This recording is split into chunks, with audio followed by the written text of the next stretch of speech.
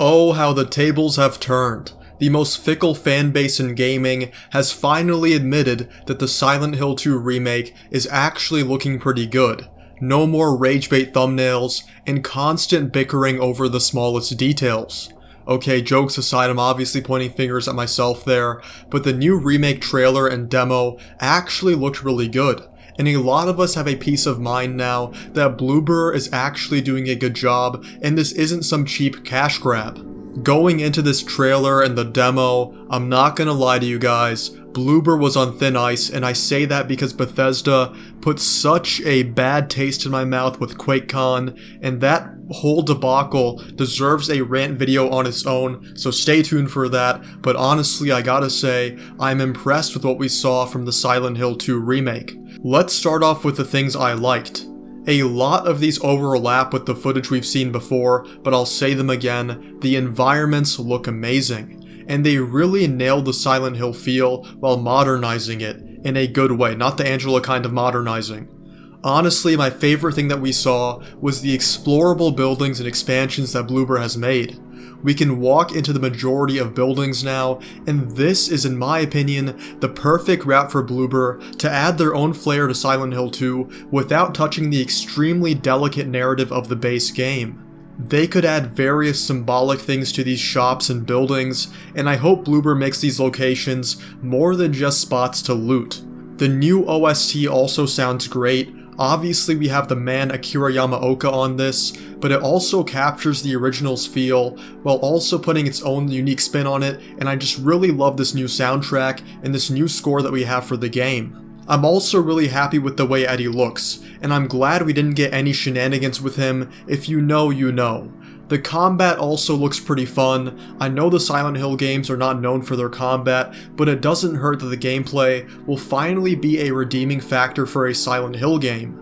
The main takeaway though is that I'm very happy that Bloober stayed faithful to the original game, and they understood that most parts of Silent Hill 2 were too delicate to cut or try to rearrange. We saw what happened with a game like the Resident Evil 3 remake that went for some changes, and Silent Hill 2 is a lot more delicate than Resident Evil 3. No offense, Resident Evil fans, I'm one of you too.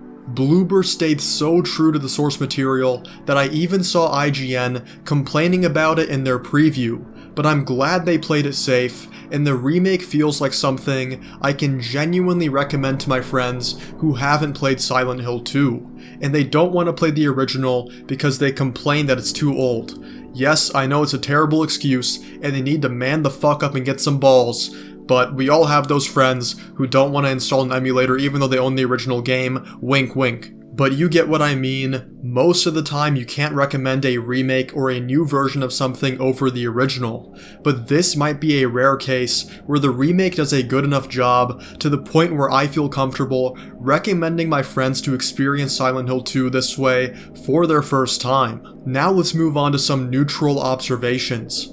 There was one thing that really bothered me watching this demo.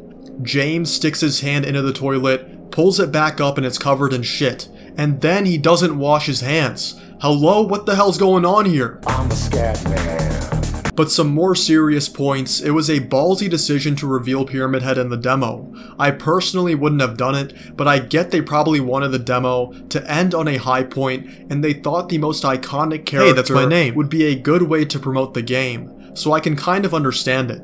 If I'm nitpicking, I wish his blade was just a little bit bigger, but I can understand they probably want to keep it proportional for when James gets it later on in the game. I also understand the complaints about the change in this boss fight, since it doesn't open with Pyramid Head engaging in Diddy activities, and this game needs the sexual undertones to represent James's mind. So hopefully they can change that or have this symbolism in other areas to preserve this crucial part of the game. I'm also curious if the damage you inflict actually matters, or if this is just a timed boss fight like the original. The last neutral observation I will say is that Eddie points his gun straight at James, and James doesn't flinch at all. In the original, Eddie waves his gun around, but he doesn't point it straight at James in the same cutscene. But James's indifference could be a deliberate choice to underscore his suicidal thoughts, so I'm willing to give this a pass. Now let's get to some of the things that I didn't like. The voices, specifically Mary and Maria. Mary sounds way too rushed in the opening of the demo, and I also wish the voices as a whole were louder. In the original, it sounds pretty whispery and kind of sensual, with Mary reminiscing about the town in the opening of the game. She sounds bedridden and depressed, and the voice is loud enough for you to clearly discern these emotions. But the voices just felt way too quiet in this demo, so I hope they adjust the sound mixing to make them louder. The bigger concern though is Maria. The scenes from the labyrinth we saw make her sound way too cunning and composed, whereas in the original, she is much more delirious and playful, which plays to James's fantasy.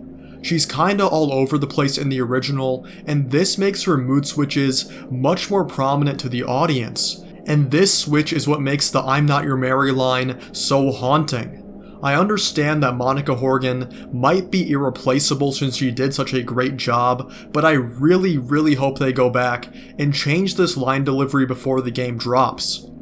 Maria's outfit is also much more subtle than the original. I understand a lot of us have talked about this before, but I really hope they don't make her dialogue subtle as well, which is a bigger concern for me. But those are my thoughts over the remake and the demo. Overall, I'm happy with what we saw. Do I think the original is irreplaceable and will still be the best way to play Silent Hill 2 going forward? Obviously yes. But I also recognize that we need to have reasonable expectations, and I think Bloober is satisfying those for the most part. Although, I'm not gonna lie to you guys, my expectations were pretty low after I saw Elder Scrolls Castles, so maybe it's a situation where one kid comes home with an F on his report card, and the other kid comes home with a B+ or an A-, so you get complacent and give him a pass. Seriously, what the hell was Elder Scrolls Castles? Overall though, I am happy with what we saw. Please let me know your thoughts over the Silent Hill 2 remake below, and I hope you all have a great rest of your day.